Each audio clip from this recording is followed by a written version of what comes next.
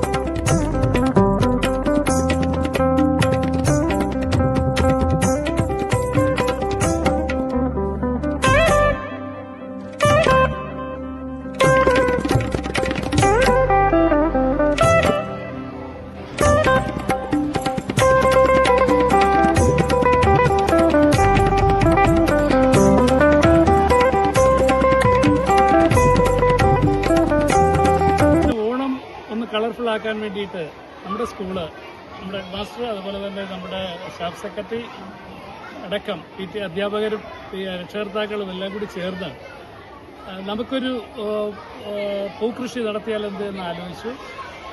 അത് ഒരു 70-75 ദിവസങ്ങൾക്ക് മുമ്പ് നമ്മൾ അത് നനച്ചു നല്ലതുപോലെ കുഞ്ഞുങ്ങളും അതുപോലെ തന്നെ അധ്യാപകരും എല്ലാം തന്നെ നല്ലതുപോലെ പരിപാലിച്ചു. ആ പരിപാലിച്ചതിന്റെ ഒരു വിളവെടുപ്പാണ് ഇന്ന് നടക്കുന്നത്. കുട്ടികളിൽ ഇത്തരം സംരംഭങ്ങൾ ആരംഭിക്കാനും ഇത്തരം ഒരു കൃഷി ആരംഭിക്കാനുമുള്ള ഒരു പ്രചോദനം കൂടിയാണ് നമ്മുടെ സ്കൂൾ ഏറ്റെടുത്തിരിക്കുന്നത്. കുട്ടികളിൽ തന്നെ വളരെയധികം ഒരു പ്രചോദനം ഉണ്ടാക്കുകയും അവർ തന്നെയാണ് ഇതിന്റെ പരിപാലനം ഏറ്റെടുത്തത്. നമ്മൾ വിചാരിച്ചതിൽ അപ്പുറത്തേക്ക് ഇതിനെ സംരക്ഷിക്കുന്നതിനൊക്കെ വേണ്ട ചുമതലയും കുട്ടികൾക്കായിരുന്നു. സ്കൂൾ ടൈം കഴിഞ്ഞിട്ട് ആയിരുന്നു അവരതിനെ നനയ്ക്കലും അതിന്റെ വളപ്രയോഗങ്ങളും ഒക്കെ നടത്തുന്നതും. പക്ഷേ ഇത് കൊണ്ട് നമുക്ക് കുട്ടികളിൽ കൃഷി എന്നൊരു അനുഭവം ഉണ്ടാക്കിയെടുക്കുന്നതിനും അവർക്ക് തന്നെ അതൊരു പ്രചോദനമാകുന്നതിനും ഇത് വളരെയധികം സഹായിച്ചിട്ടുണ്ട്.